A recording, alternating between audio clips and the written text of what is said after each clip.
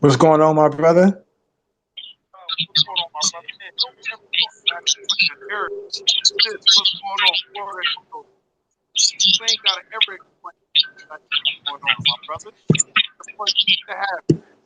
Wait, hold on, bro. On my I don't know. Let me take my phone because you breaking up, but I'm quite sure it's because it's on my end. You Okay, know? all right. I took my phone off of my Wi-Fi. Okay, Okay. All right. yeah. Okay, cool. I can hear you now. Yeah, it was more than likely on my end. Okay. Can you hear me now? A little bit. It's still. Can you hear me? Yes, yes, I can hear you. All right, cool. My brother, I appreciate you. I appreciate you. Shout out to the sister Erica from Florida. Florida Bill to stand up. Let's get into it. What do you think? What is your perspective on the violence and the shooting in America? Yeah, hold on, man. My I heard part of your Can you question. now? Can you hear me now? Yeah, I can hear you. It was just breaking up. Okay. What do you think about the violence and the shootings in America? What do you think about that right now? Oh man, in all honesty, I think it's sad. You know what I'm saying? Um, I, but again, we've seen this before. We've seen this type of behavior, but um, I think that is also shedding light as well because these are mass shootings and these are terrorist acts. I view them as terrorist acts.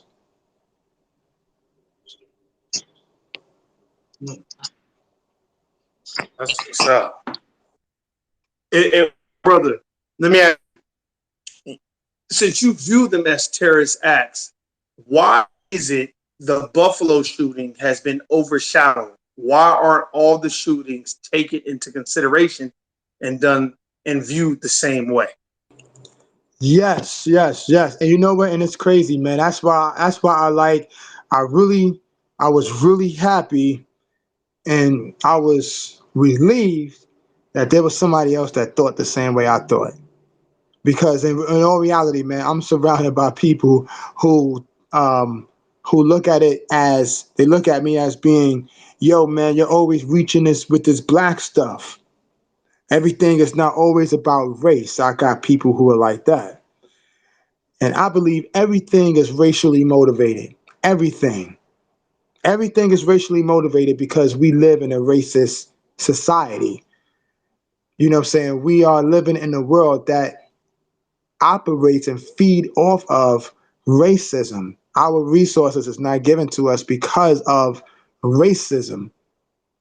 You know what I'm saying? So when I heard you say, yo, man, listen, they forgot about the Buffalo shootings, I was applaud because the way that I see it is we only had about 1 week of media coverage on the Buffalo shootings.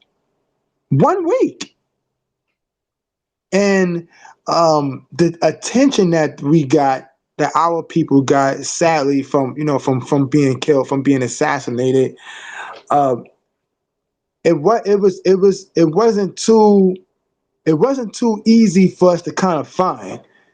You know what I'm saying? You had to hear about it by word of mouth, but I mean, you didn't turn on your TV and your television, and it wasn't like pretty much the first day it happened was pretty much the first story, the top story. After that, it wasn't the top story, and I think we all know why.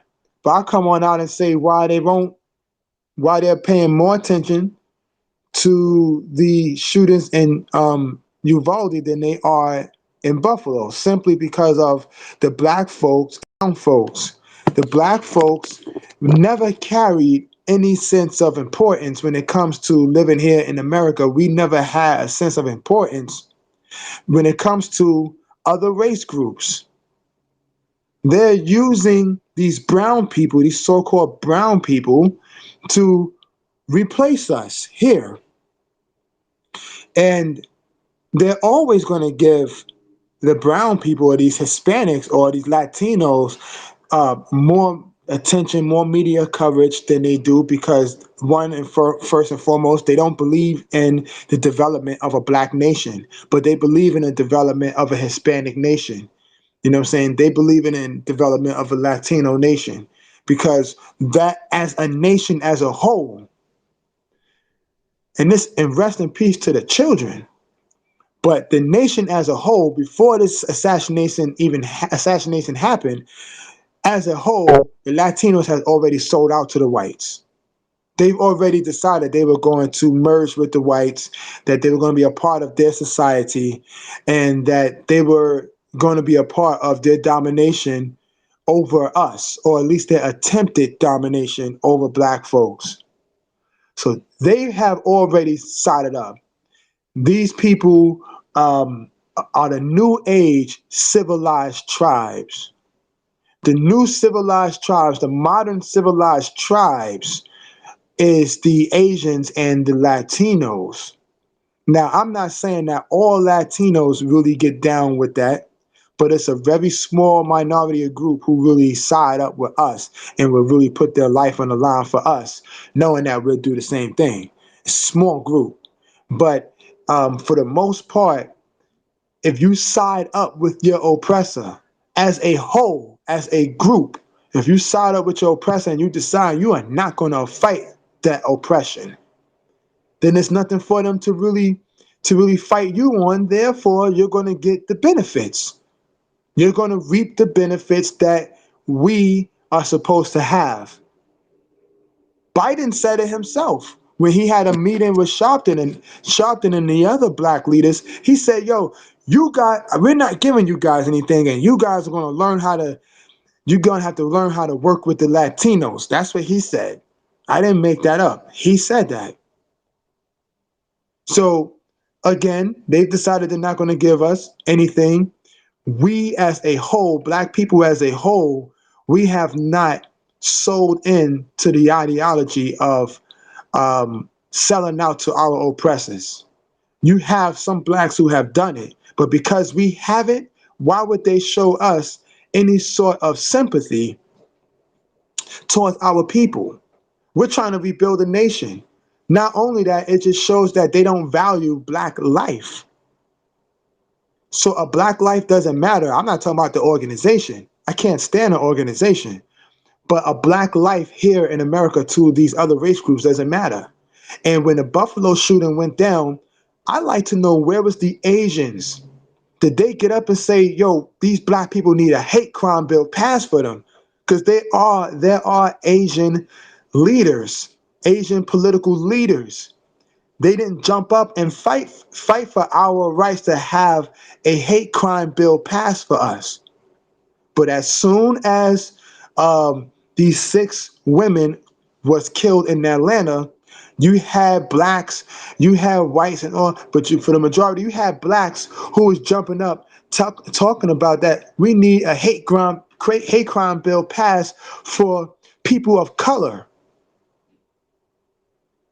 But these same people never jumped up and said, we need a hate crime bill passed for black folks, and black folks specifically. Ben Crump was one of them. He never jumped up and said, we need a hate crime bill passed for black folks and black folks only. He never said that. And the sad thing about it, Warren G and Erica, the sad thing about it is that I already see where this is going because of the fact I see they have preachers down there with them in Buffalo.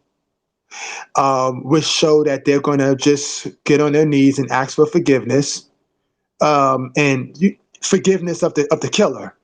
So therefore, nobody's going to take them seriously. Other race groups not going to take us seriously. Another reason they're not going to take us seriously is because we got Ben Crump standing up right there side by side with the families. And I'm like, yo, this dude is a cancer to the black community. And I'm talking about black community at heart and mental thought. This dude is a cancer. You know what I'm saying? So another race group, although we want them to stand up for us the same way we stood up for them, the same way we welcomed them when they came into America, we welcomed them with open arms and we fed them. We let them be a part of our groups. We let them be a part of our music, our entertainment. We let them be a part of our education. We had them, we welcomed them with open arms. These same folks are not going to take us seriously and fight for us because they believe in their own nation. But secondly, we don't stand up for our own nation and say enough is enough. We're not going to offer up prayer visuals and ask for forgiveness from these murderers, from these terrorists. These people are terrorists, and black people have the nasty habit of, after a white person assassinates one of our people, we call a preacher and we call a civil rights movement and the NAACP and Reverend this and Pastor that, and we want to get on our knees and begin to start praying for the murderers instead of praying for the victim. And instead of seeking out true justice that Neely Fuller talks about, which is, yo, if you killed someone, you need to be locked up in a room, confined behind four closed walls with a gun in the glass, in a glass cylinder, but you're unable to open it. But it only has one bullet. So you drive yourself crazy trying to get to the gun so that you can't assassinate and kill yourself, commit suicide. That's justice. A lot of folks may not agree with that, Warren G, but I ride with it. If you purposely go out and assassinate a group of people, and your aim is specifically that group, so your aim is specifically black people, and we know you're not working alone, you need to be you need to be faced with the same fate that you gave those folks. Period. If you're murdering people purposely, or if you're molesting children, you need to be put under the cell. Not just doing time. I'm talking about under the cell, 6 feet under, plain and simple. You know what I'm saying? So we're not getting the same media coverage again because we don't have that sentiment from these other race groups, and especially from the dominant society, from these whites, from white rage and white racism. That's why I always call these things out. White rage, white racism. This is what they do. This is how they operate within their rage. But they don't operate alone. They never operate alone. Along with the Uvalde shooting, again, I feel for the families because you lost your child before school was even done. So you can't even go on vacation with your child. And no matter what race group you are, nobody should lose their child that early to a coward, you know? But at the same time, I have to look out for my group first, Warren G. I gotta mourn my group first, and that's black folk. I'm I don't recommend anybody just passing up the opportunity to mourn for children, no matter what race they are, that has been killed, especially innocent children. But I'm saying, what about these black folks up there in New York? Was their lives less valuable than children? Because it becomes a type of competition where what are we gonna really go for, right? Adults, older folks, or the children? I'm going for black first. I gotta mourn my people first. Period. So, but we need to add value, and I think that's, you talk about it a lot in eternal type of value, and a value that we need for ourselves, so that when our brothers and sisters is assassinated, we all jump up in a roar. We're not quick to want to go and pray for the killers, but we're quick to try to get things done. And if the government ain't going to get it done, we get it done ourselves. But unfortunately, our black leaders have sold us out. And that's another big reason as to why the Uvalde shooting is getting more play, more media attention than it is getting, than the Buffalo shooting is getting with our black folks. We need to establish a big part of self-love and self-indulgence in ourselves, so that when these things happen, we up in a roar and they'll think twice about doing this, committing these type of heinous crimes and terrorist acts against us, because they know what's going to be happening. We have to we have to strike that type of fear in them, but we can't do it if we don't have our own nation. America is helping the Latinos develop their own nation. They're not going to help us develop our own nation. We have to develop our own, but we haven't come to that point yet. Ooh, shit. Hey man, dropping bombs as usual. Let me ask you another question. Did you find it ironic that they shoved the cameras in the families of the black shootings and they always want us to forgive like you spoke about? But if you notice, they didn't shove near camera and none of those Latinos or the white folk whose kids got shot in the Uvalde shooting at school. Not once did anyone ask them, "Do you forgive the shooter?" Do you find that interesting? What do you think about that? Speak about that. Wow, that's a phenomenal question. So, yeah, it's all a part of it's all a part of what you give out and the images that you give out. Again, these people, the Latino Mexicans, whatever you want to call these people of Hispanic descent, these people have decided that they have sided up with the dominant society. So a lot of these people are mixed breeds. Again, they are the modern day civilized tribes. They've been civilized by dominant society. And they said, why don't you guys come from over that border? Come on over here, get you some land, get you some cash. We'll supply you with labor and all of that stuff. But let us civilize you first. In other words, let us, the dominant society, insert our consciousness into your consciousness, and your consciousness will cease to exist. If they are doing that, they would be showing a sign of weakness. I saw where they shoved the camera in one guy's face and asked him to speak about his daughter. He said he couldn't find his daughter, so he's gonna go. He's just gonna assume that she's not alive.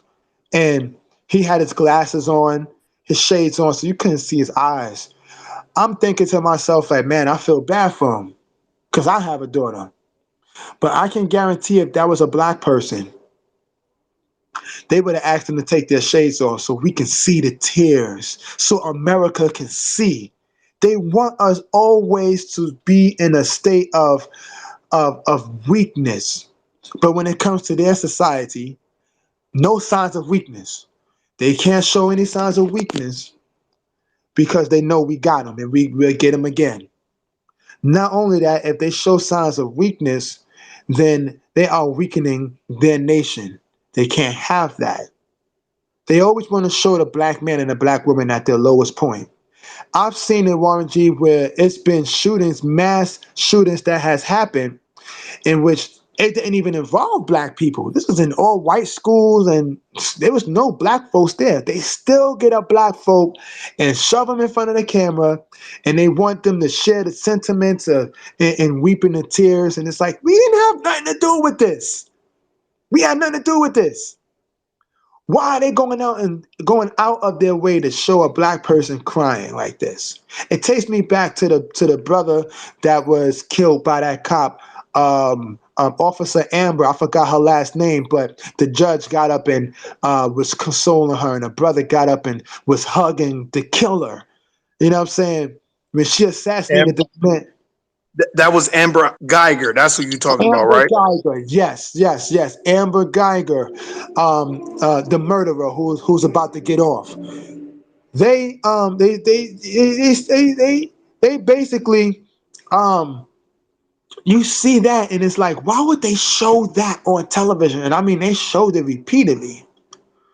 They showed it repeatedly, man. I said, yo, what the heck is going on here? But then when you look behind closed, when you look and switch your lens to a different perspective of a B1 perspective, you see that this is a war and they are seeking war on us. This is just one of the aspects they're seeking war. And this is the aspect of, I would say, a political type of war, because that's what politics is about, right? Who gets what, where, why, and how. And they are seeking this type of war on us to make sure that we never get the justice that we deserve, because we're always going to be prayed up. We're always going to be distracted, right? With church and with the mosque or whatever the case may be.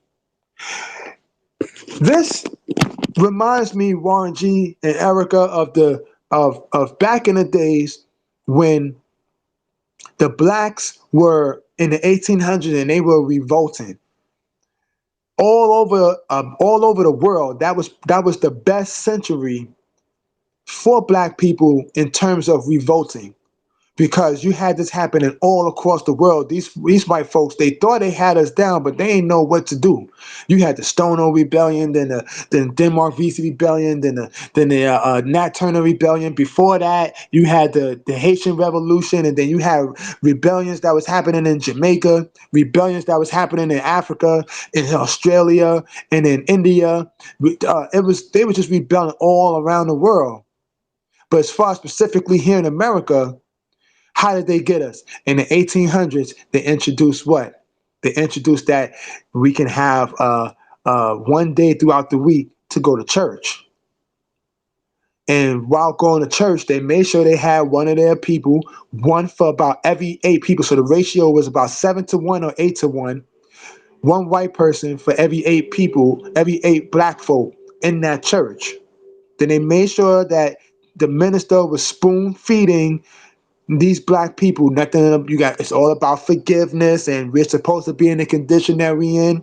That came from then, right from the 1800s, the early 1800s. And what did that do? That simmered the revolts down in America.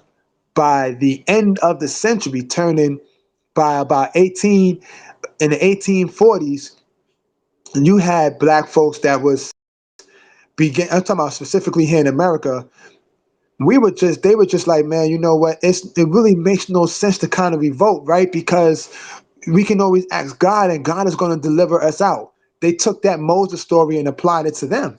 It said God is going to deliver us out. We don't really need to revolt. God is going to revolt for us. You know what I'm saying? So my thing is, it reminds me, it takes me back to that time when they show these things. So it has an effect on us when we see these dudes hugging the killers and praying for the killers, and asking that black people calm down and cease fire because these people have lives too. It takes me back to those times, because now it's going to keep us from revolting. Then they throw somebody like Al Sharpton out and Ben Crump. They're always going to simmer us down. They're always going to tell us to calm down. And now the new wave is they're using athletes to do the same thing.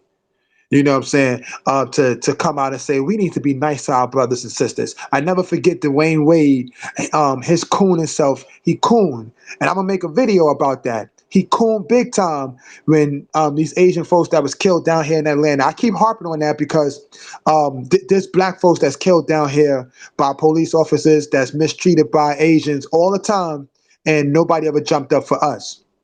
And Dwayne Wade got on TV and said, we need to be black people. We need to be nice to our Asian Asian brothers and sisters. That's what he said. He said black people. He didn't say brown people. So he was being real specific when it came to that point of view.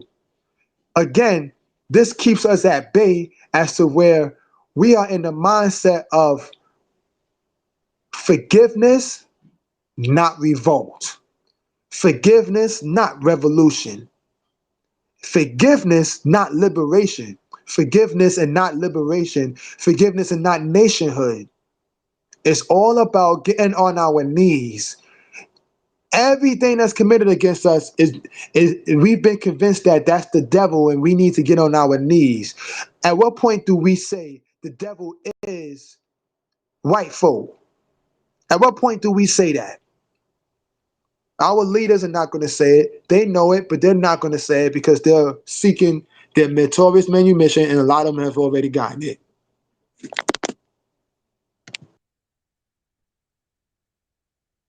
Ooh. So let me ask you another question. We're gonna pivot just a little bit. Let me ask you another question. I see Monique and DL kind of going back and forth. Monique had me and your point of view. I love our brother DL. I think he's a funny comedian, and I think he's a great comedian. But I do like Monique's position and how she brung up what I said and you said about, hey man, you can't be saying, oh, well, you're gonna go to jail if your name is such and such, because that's what the dominant society likes to hear from us. Listening to what Monique was saying, I don't agree with them publicly displaying that. But my question to you is, my brother, do you think that's why other racial groups treat us like this? Because we don't possess that law of being on code and discussing our disputes with one another behind closed doors? We we haven't come to the point where we can discuss things behind closed doors because um, we just simply believe that airing it out is the best solution. We're not used as black people. We're not used to behind closed doors type of speaking. And to be quite honest, we're not put in that position to speak behind closed doors. Although I agree, we should always discuss our matters behind closed doors. Always. But we have so much free access to the internet. We can, if I get upset at if I get upset at you right now, if I'm upset at you and Erica right now, I can go on TikTok right now and just air out your dirty laundry. All of the secrets, everything that you wanted me to hold down, and you say, yo, man, I trust you with this. Now you don't say nothing now. You know what I'm saying? It's between me and you. I can go on TikTok and just air it out. And there's nobody to really stop me. I won't, unless I say gay, if I start talking about um uh uh Asians and all of that, then they'll cut me out. We have this access to just hand devices and software and these apps in which we can just display our business and put it on out there. And if we don't have the opportunity to have those software or apps opportunity, we'll make the opportunities. Black people will literally make an app not to actually support and lift up and empower black people, but we will literally make up an app to embarrass black folks if there's none around. This is just how we operate.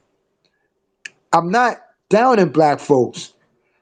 I believe we are the strongest race here because we are the original. But the truth is the truth. Carter G. Woodson said it himself.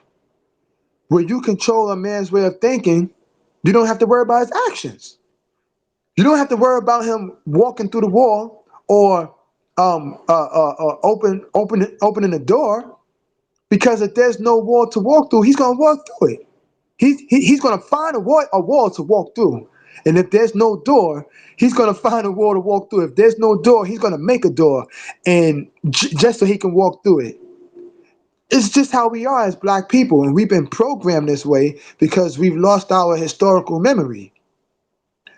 We've lost it, and otherwise it's been taken from us.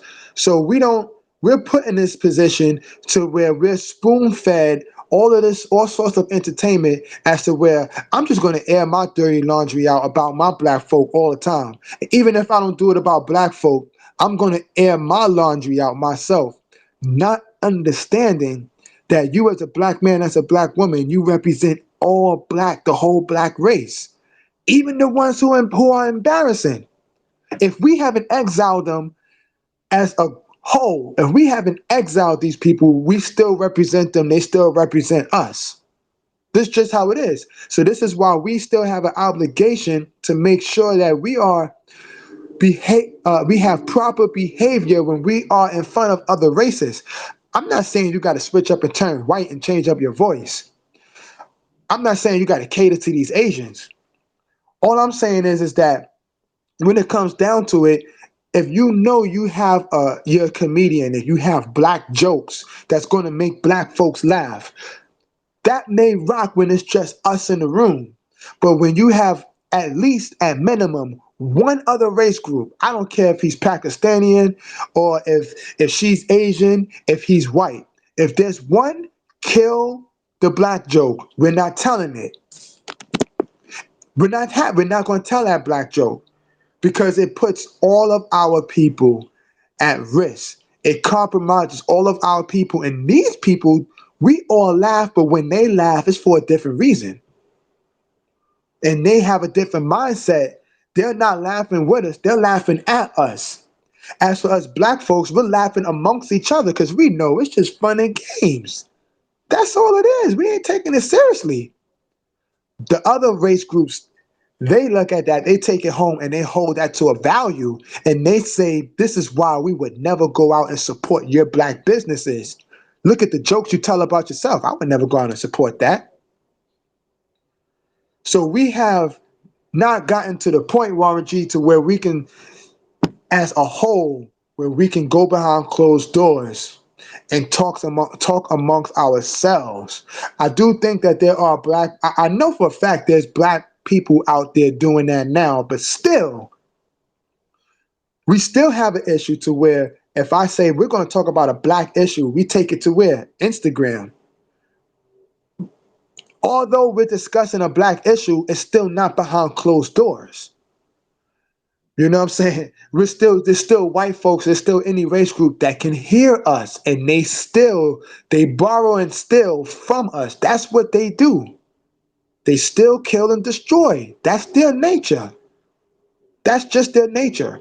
So they're going to be stealing our information, reiterating it, turning it, and reinventing it, and saying that they invented or innovated what we've done. And that can go, again, that can go from nation building to education to anything, economics to any type of strategy. Economics, it can go into any one of those things, man. So we have not gotten on code because we haven't established a code yet. There's not one universal code. Even if we have one, you and I and Erica, we can establish one right now. The question is everybody in my family gonna follow it? Is everybody in your family gonna follow it?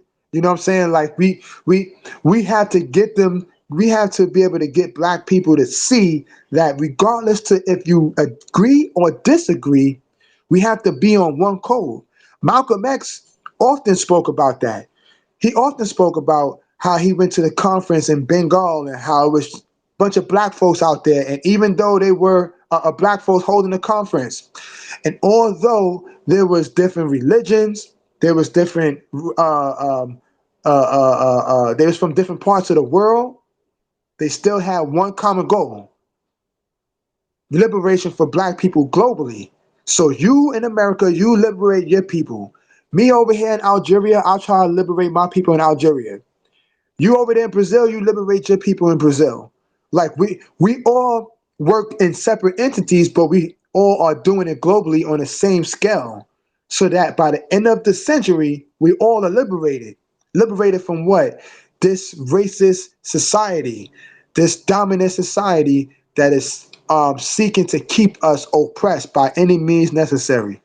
You know what I'm saying? So we have to, establish that one code, get everybody to be on one code, no matter what, and still push forward. That's very difficult. It's not impossible, but we had our elders like Claude Anderson and Neely Fuller, Dr. Francis Cress Rosalind, and Mary Lou Hamer. We had people, Chancellor Williams, and we had folks who's been trying to do this for years. John Henry Clark and Dr. Ben Yakinim, like there's been even through music, Public Enemy, and we have people who've been trying to do this here in America.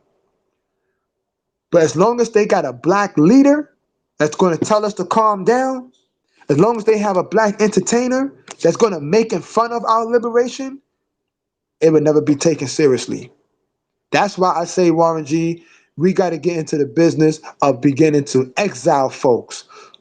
Exile these people from our community and say they don't represent us, they're not a part of us, they're not one of us. And we got to get on that scale. I think we get on that code, then we can establish the code of unity, then we'd be straight. Nobody wants to be exiled and left alone. Nobody. Ooh. Hey, man, that concludes it for today. I don't want to hold you too long. I know you busy. I got an early. No, I got an early morning too. So I just wanted to get those things, and I wanted to be hot and fresh. And this is going to be my last question. And my last question is this: what do you think we need to do, Black folk, to move the forward progress of stopping the violence within us and making us aware of other racial violence against us?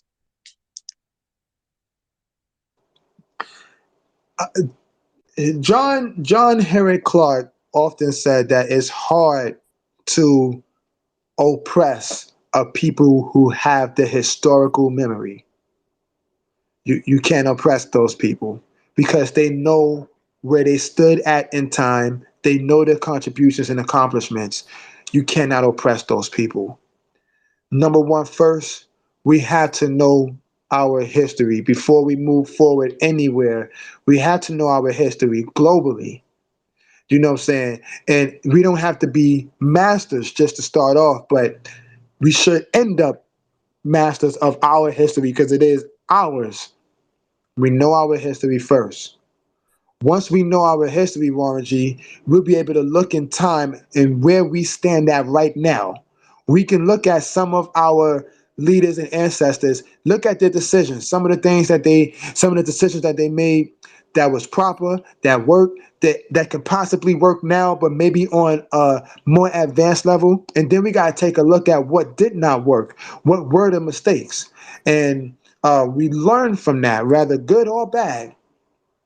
And that way, that will push us towards moving forward again with building our nation. But as long as we do not remember our historical, as long as we don't have our historical memory and we don't know our history, even if we push forward, we won't get far. We won't go nowhere. So we can all be giving our reparations tomorrow. It can be in our banks tomorrow, on our cards and our debit cards tomorrow morning. We don't have a nation established because we have a lot of us has not been awakened. A lot of us have not come out of the slump of let's pray for our brother and sister who has just killed my mother. We haven't come out of that slump. So therefore, we haven't come into knowing our nation. We don't have a nation established. So therefore, man, when it comes down to it, if we get it, we're just going to make the same mistakes that some of our ancestors did, not all of them. We're going to make those mistakes, or we'll be the first ones to make that mistake. So again, just to reiterate, we have to know our history so that we can see where we are now, and so that we can make better decisions for our nation tomorrow. And we had to establish a code moving forward. I'm of the mindset, exile folks. So Ben Crump, Al Sharpton, Stacey Abrams, like you guys are exiled from our community, right? Because you watch people uh, uh, promise us all sorts of things and not deliver. So just you know what I'm saying? Like we have to begin to get into that mindset, and then we can move forward. You know what I'm saying? So we would have to take our education seriously, our economics and education. We would have to be on par with that and take that seriously to the full max. Without education, you don't have economics. You won't know. You got to learn economics first. That comes without education. You know what I'm saying? But our education, not, you know what I'm saying, not this dominant society, our education, our form for us, by us.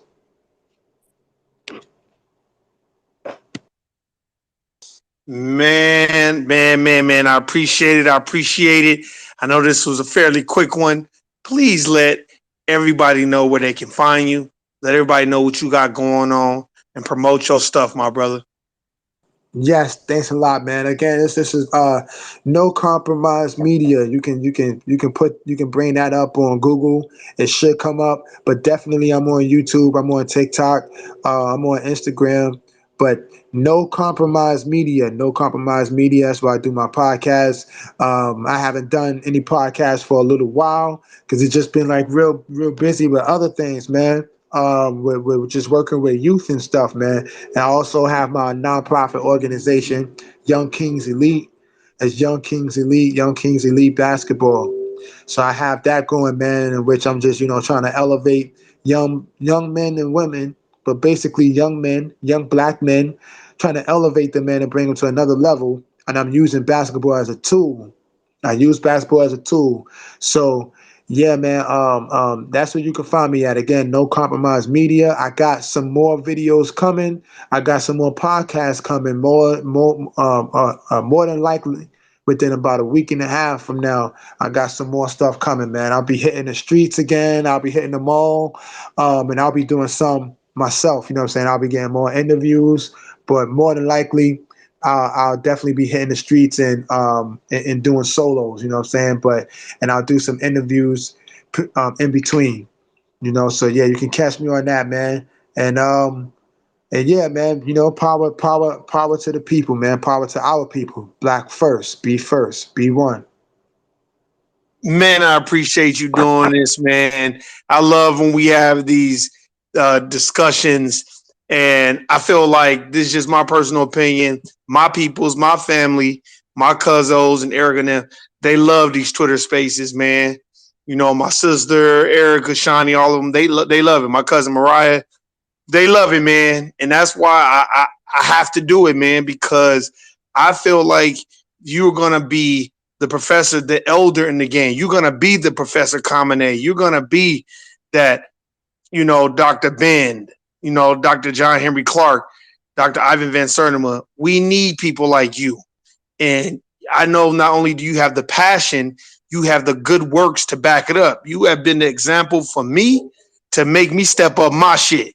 So that's why I love having you on here, man. I love interviewing you and asking you questions and listening to your perspective, because when you listen to my little podcast, I'll be taking all your sayings because I have to, man, because it's very imperative, and I feel like what you're saying is beyond valid, and we need to hear that in this society today.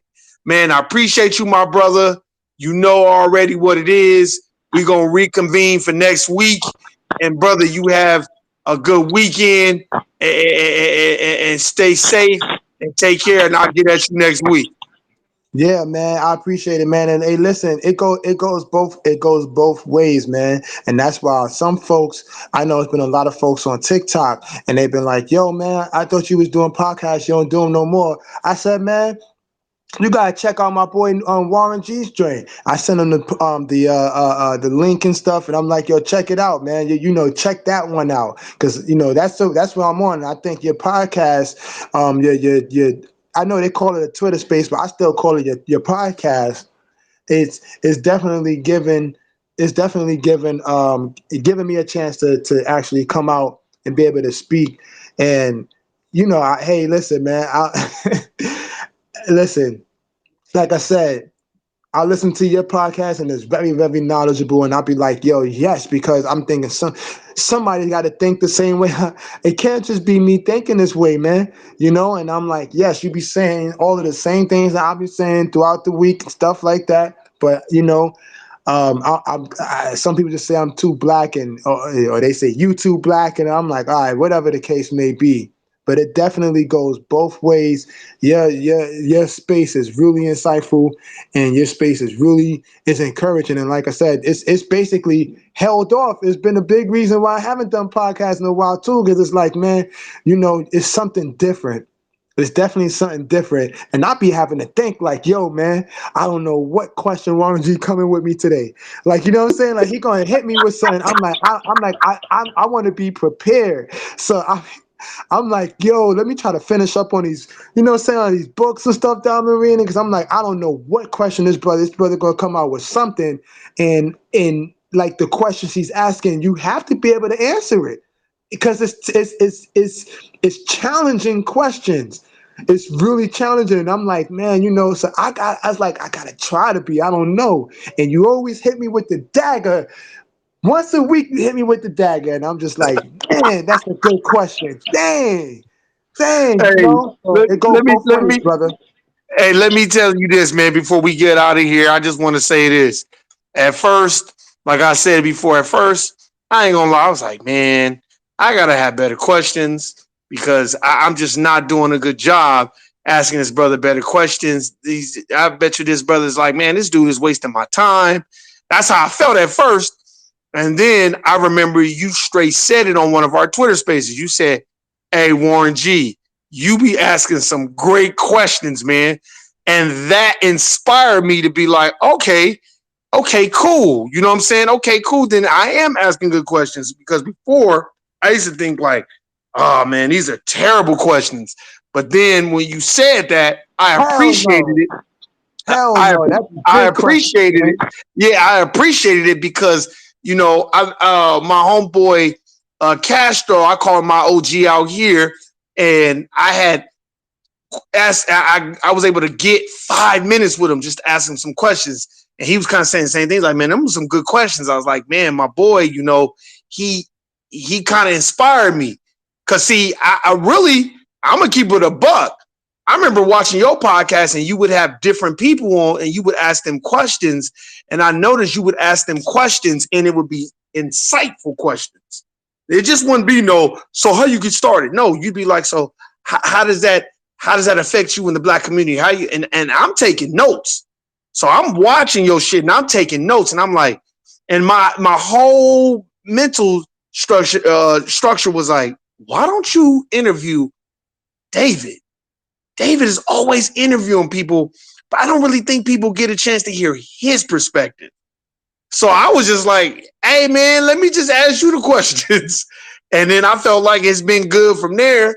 And your perspective is crazy. Your book game and knowledge be tripping me out because it be making me be like, man, I gotta go read that book again. Because a lot of the shit that you say, and I'm like, damn, he not lying. When you talk about the 9 areas of people activity, you're not lying. That makes me go back and research. Oh yeah, they did dominate labor. Oh yeah, they do dominate law. So brother, all respects go to you with that, man, because you kind of, I thought about not even doing a podcast no more for a while. I was just like, well, maybe I should just stop and just watch other people. And then when you was like, man, these are some great questions, that's when I was like, all right, I got something. And then talking to my cousin Mariah or my sister Tasha, or just looking at the comments that Shawnee or Erica leave, it made me happy because I'm like, good, people get to see another perspective and not Warren's all the time. And yo shit is on point because you know how to talk and deliver those messages without saying not one cuss word. And I'm like, man, I that's why I'm glad I'm able to interview you and speak with you, my brother, man, because I think it's very imperative that other people see that. Because I'm silly, I'm a joke, I'm a laugh, I'm a cuss, but your perspective is great because you are really being the example in the community. That's why you notice anytime I do a podcast, I'm always shout you out, whether you own it or not. I'm always show you love, man, because I've always liked your podcast, and I felt like that's what needs to be said and heard, man. So I appreciate you, my brother. I'm glad I was able to get you on. We're gonna reconvene next week, man. Be safe this weekend. Enjoy your weekend, man. And I got more questions for you next week, man. You know me, I just take stock and inventory what's going on, and then I be thinking in my head every time I interview you, I think 2 days in advance of what I'm going to ask. And then I reword the questions and restructure them. And then I'll be ready to ask you. So I appreciate you, brother. And have a great evening. And, bro, be safe. And I'll holler at you next week. All right, my brother. I should definitely be available on a Wednesday, definitely. No problem, my brother. Hey, be safe. Take care, man. And I'll holler at you next week. All right, my brother.